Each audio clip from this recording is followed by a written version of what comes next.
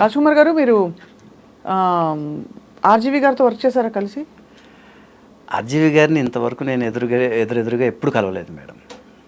కాకపోతే మన కరోనా టైంలో మేడం కమ్మరాజ్యంలో కడపరెడ్డిలను ఒక సినిమా దీనికి దానికోసమని నాకు ఫోన్ చేశారు. ఫోన్ చేసి ఏమండి ఇలాగా ఆర్జీవి గారి కంపెనీ నుంచి ఫోన్ చేస్తున్నాము, మీకు దీంట్లో వచ్చేసి ఇట్లాగా చిరంజీవి గారు క్యారెక్టర్ మీకు ఇదన్నారు. ఒకే రోజు 2 షాట్లు. అంటే నాకు యాక్చువల్గా చిరంజీవి గారుకి ఇదిగా డూప్గా చేయమని అన్నట్టుగా అది నాకు అర్థమైపోయింది. నేను అవన్నీ పక్కన పెట్టేసి ఆర్జీవి గారి సినిమా ఆర్జీవి గారే డైరెక్ట్ చేస్తారేమో అనే ఉద్దేశంతో నేను ఓకే అండి అనేసా. ఇంకా మిగతా విషయాలు ఏమీ పట్టించుకోలేదండి. ఓకే అనేసా. హైదరాబాద్కి టికెట్ వేసారు. చెన్నై నుంచి వచ్చాను. వచ్చి షూటింగ్కి వెళ్ళగానే క్యారవాన్ చూపించారు. క్యారవాన్లోకి వెళ్ళాను. మేకప్ మ్యాన్ వచ్చాడు, మేకప్ వేశాడు. ఒక ఫామ్ హౌస్లో జరుగుతోందండి షూటింగ్. చూశానండి. ఒకరు చంద్రబాబు నాయుడు గారి లాగా ఒకరు, గోరంట్ల బుచ్చే చౌదరి గారి లాగా ఒకరేమో పవన్ కళ్యాణ్ గారి లాగా ఒకరు ఇలాగ ఉన్నారు. ఓహో, నేను చిరంజీవిని. ఇప్పుడు నేను ఏం చేయాలని, నేను బేసిక్గా టీడీపీ స్టార్ క్యాంపెయినర్ నేను. ఓహో, టీడీపీ స్టార్ క్యాంపెయినర్ నేను 96 నుంచి. సో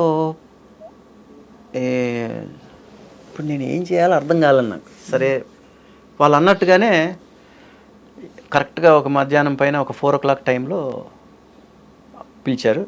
షాట్లోకి వెళ్ళా. వెళ్ళి పవన్ కళ్యాణ్ గారు ఓడిపోయిన తర్వాత, అప్పుడు ఫస్ట్ ఎలక్షన్స్లో ఓడిపోయిన తర్వాత ఆయన ఫామ్ హౌస్లో ఉంటే అన్నయ్య చిరంజీవి గారు వచ్చి ఆయన్ని కన్సోల్ చేయడం అన్నమాట. ఆ షాట్ ఇబ్బంది పడిపోయారా? ఏం ఇబ్బంది ఏం పడలేదు. నేను రామ్ గోపాల్ వర్మ గారు ఆర్జీవి గారు కనపడడం లేదని చూసుకుంటున్నాను. నేను ఫస్ట్ ఆశ్చర్యం నాకు లొకేషన్లో వీళ్ళందరిని చూడగానే, ముఖ్యంగా చంద్రబాబు నాయుడు గారిని చూడగానే ఎగ్జాక్ట్ నాకైతే అసలు ఏం అర్థం కదా, అలా ఉండిపోయాను నేను. అసలు ఏ ఊరండి మీది, ఏ ఊరు మీది అని అడిగాను. నాకు తెలియదు. మేము నాసిక్ సే ఆయా అన్నాడు ఆయన. ఒకటే మాట, నాసిక్ సే ఆయా అనగానే ఓహో ఈయన తెలుగు కాదని అర్థమైపోయింది ఫస్ట్ పాయింట్. మనకు చంద్రబాబు నాయుడు గారు వాయిస్ వచ్చేసి మనకు మైండ్లో ఫిక్స్ అయిపోయి ఉంటాం కదండి మనం. ఈయన చూస్తే అసలు క్వైట్ ఆపోజిట్ వాయిస్ ఈయన. మే నాసిక్ సే ఆయా భయ్యా అన్నాడు. అనగానే ఓహో, నాకు హిందీ రాదు, ఆయనకి తెలుగు రాదు. సరే సైలెంట్గా నవ్వుకున్నాం. మళ్ళీ క్యారవాన్లోకి వెళ్ళిపోయి నేను కూర్చున్నాను. నేను సాయంకాలం షాట్కి రమ్మన్నారు.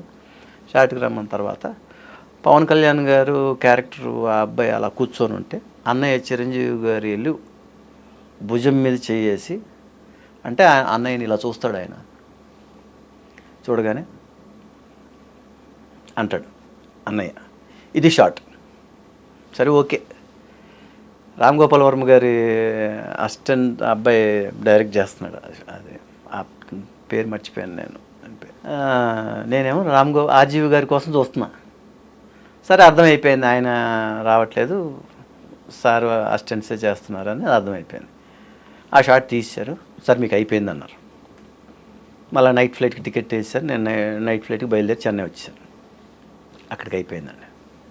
సినిమా చూసారా ఎడిటింగ్ అయ్యా? సినిమా చూస్తే సినిమాలో ఆ షాట్ లేదు. లేదా? దేవుడా, అంతేనా? నా బాధ ఏంటంటే, ఎక్కడ టీడీపీలో మా వాళ్ళందరూ చూసి ఎక్కడ నువ్వేమో నీకు ఎందుకే బుద్ధి లేదా, నీకు ఎలా చేసేవి ఏంటని అంటారేమో అని అదొక భయం నాకు. సరే అవన్నీ ఏమనరు, కాకపోతే నేను అన్నీ అనేసుకోవడం నేనే. అవును, అంటే అడగరండి, ఎవరు అందరూ అనుకోరు. అక్కడ రాజశేఖర రెడ్డి గారికి ఒక టైంలో బాలకృష్ణ గారు ఆయనకి ఎంత పెద్ద ఇది చేశారు ఆయన. రాజశేఖర రెడ్డి గారి టైంలో అవన్నీ జరిగినప్పుడు ఇన్సిడెంట్లు సో అవి ఖచ్చితంగా politics is separate from art and cinema and సరే ఇదన్నీ పక్కన పెడితే మేడం, కొంతకాలం తర్వాత మళ్ళీ ఒక 6 months అప్పుడు hardly corona full second wave రన్నింగ్లో ఉంది.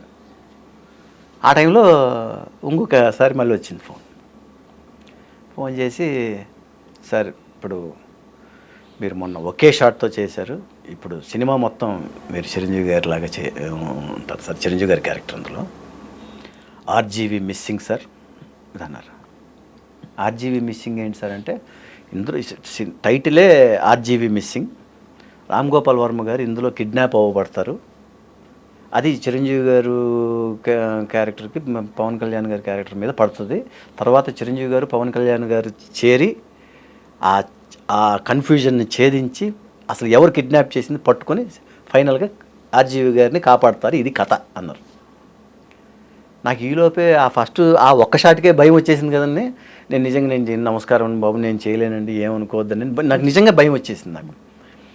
అంటే ఏంటండి మీరు కరోనా టైంలో పిలిచి సినిమా ఇస్తుంటే చేయరా మీరు, అందులో ఆర్జీవి గారు అంటే ఇష్టం అంటారు మీరు చేయనంటారండి అంటే, లేదండి ఆర్జీవి గారు అంటే చాలా ఇష్టం నాకు, కానీ ఇది నేను కొంచెం పార్టీలో కొంచెం ఉన్నందువల్ల నాకు కొంచెం భయం వేస్తుందండి, వేరే ఏం లేదు, అలా బాగుండదండి, ఆల్రెడీ ఇది ఉంది నాకు ఇమేజ్ అనేది ఒకటి, మళ్ళీ ఇలాంటివన్నీ చేస్తే ఎందుకంటే అండి గతంలో ఎన్టీఆర్ నగర్ అని ఒక సినిమా చేశానండి, డైరెక్టర్ బాబ్జీ గారు చేశారు, దాంట్లోనే నన్ను చిరంజీవి గారు బాలకృష్ణ గారు నాగార్జున గారు వెంకటేష్ గారు అందరూ అసలు యాజ్ ఇట్ ఈజ్ ఉంటారు, అందులో నేను ఒక్కనే వేరేలాగా ఉంటాను నేను సినిమాలో చూస్తే, కానీ చిరంజీవి గారు లాగా నన్ను పెట్టారు అందులో.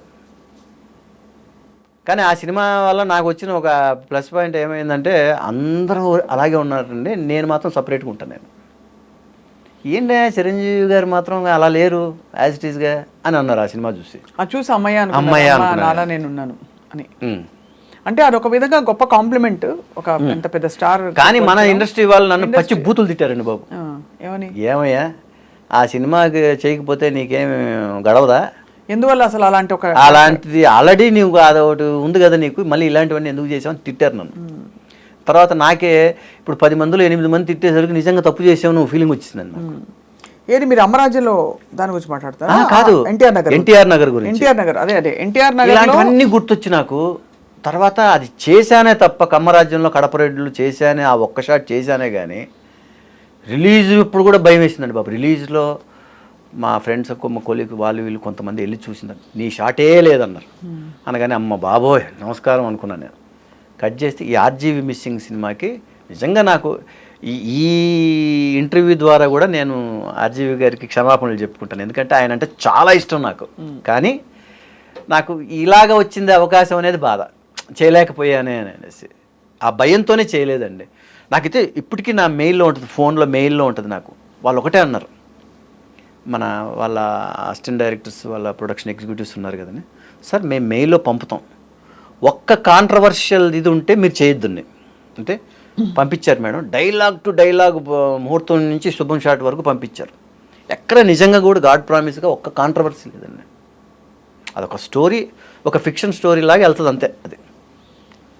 కానీ నాకు భయంతో నేను చేయలేకపోయాను. అంత మంచిగా అనుకోవాలండి. అదే మేడం, భయం కాదు, అంతఃస్ఫురణ ఎప్పుడు కరెక్ట్గా ఉంటుంది. మేబీ ఆ టైంలో అది మీరు చేయకపోవడం మీకు కరెక్ట్ ఏమో మేడం. నేనైతే మాత్రం భయంతోనే ఒప్పుకోలే, లేకపోతే ఆర్జీవి గారి సినిమా అంటే ఎవరైనా వదులుకుంటారండి? వదులుకోరు. నాకు ఎందుకంటే ఎస్పెషల్లీ నాకు ఆయన బయోపిక్స్ అంటే ఆయనలాగా నాకు తెలిసి ఎవరు చేయరు మేడం. అది కిల్లర్ వీరప్పని చూసి నాకు మతిపోయింది. నాకు అది ఇప్పటికి నేను ఒక 30 సార్లు చూసుంటా ఆ సినిమాని.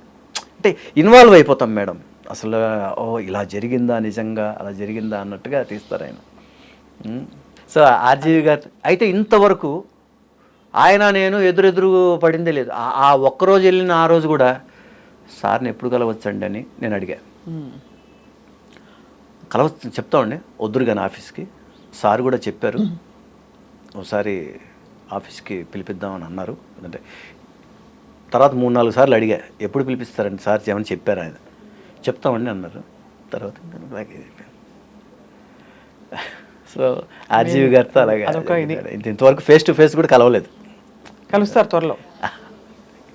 చూడాలి మేడం, మీ నోటి మాట చూడాలి. చాలా అంటే ఎక్స్ట్రీమ్లీ ఫ్యాసినేటింగ్ స్టోరీ మీది. అంటే ఇలా మీరు ఈ క్రమంలో మీరు అంటే ఇన్ని అప్స్ అండ్ డౌన్స్ అండ్ మలుపులు, బ్యూటిఫుల్ రోడ్స్ అన్నీ కనిపించి చూసేశారు కదా, మీకు రాజ్ కుమార్ గారికి అసలు ఏం కావాలి? మీకు జరిగినంత కాలం చేసుకుంటూ వెళ్ళడమే మేడం. ఎలాగో ఇంకా మా ఫ్యామిలీకి సంబంధించిన బిజినెసెస్ ఇవన్నీ ఉన్నాయి, మనకి ఏది కుదిరితే అది. ఇది ఇప్పుడు ప్రొడక్షన్ చేయాలని ఒక ఇది ఉంది మేడం మైండ్లో. తప్పకుండా చేయండి. టీవీ ప్రొడక్షన్ చేయాలని, సో దీనిలో వెళ్తున్నాం. అందుకే చూడాలి మేడం. మీరు బహుశా ఓటీటీలో మేబీ మీకు మలుపు తిప్పే క్యారెక్టర్ వస్తుంది. చూడాలి మేడం. అంటే ఇంకొక కొత్త ఏమంటారు, ఒక అవతారంలో మీరు కనపడతారేమో, ఎవరికి తెలుసు. చూడాలి మేడం. ఇంతవరకు ఓటీటీ చేయలేదు, వస్తే చేస్తాను మేడం, తప్పకుండా చేస్తాను. సో అయితే సీరియల్స్ లైఫ్ సైనిక్ స్కూల్లో ఉంటుంది. సైనిక్ స్కూల్లో ఉంటుంది. ఎందుకంటే మేడం, మీరు ఖచ్చితంగా మార్నింగ్ 5:30కి లేవాలి మేడం, ఖచ్చితంగా లేవాలి. 7:30కి కార్ ఎక్కాలి, 9 o'clock కెమెరా ముందు ఉండాలి, నైట్ 9 వరకు చేయాలి. ఫుడ్ అది అంటే ఇంకా మేడం మనం ఎక్కువ మాట్లాడకూడదు మేడం, ఇంకా అంతే. సినిమా కథ వేరు మేడం. సినిమాలో బాగుంటుంది. సినిమా కంటే మీ క్యారవాను, మీ మెను, మీ ఇది, మీ కథ, మీ సామ్రాజ్యం, మీ ఇక్కడ అడ్జస్ట్ అయిపోవాలి. ఇక్కడ అంతే అడ్జస్ట్ అవ్వాలి. నేను ఎవరో తెలుసా అన్నామంటే కనుక, బాబు పని చూసుకో బాబు, బయలుదేరి బాబు, మేము ఎవరినైనా చూసుకుంటా ఉంటారు. ఓహో, అయితే కష్టం. అందుకనేసి ఇవన్నీ ముందు ఎంటర్ అవ్వడానికి ముందు ఆలోచించుకోవాలి మనం. అంతేలేండి.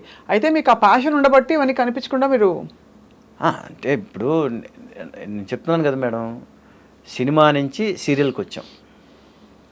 ఇంకా దాన్ని కాదనుకొని పోతే ఎక్కడికి వెళ్ళాలి మనం? అదే అవసరం అనేదే మనిషికి ఇదన్నట్టుగా. కరెక్ట్.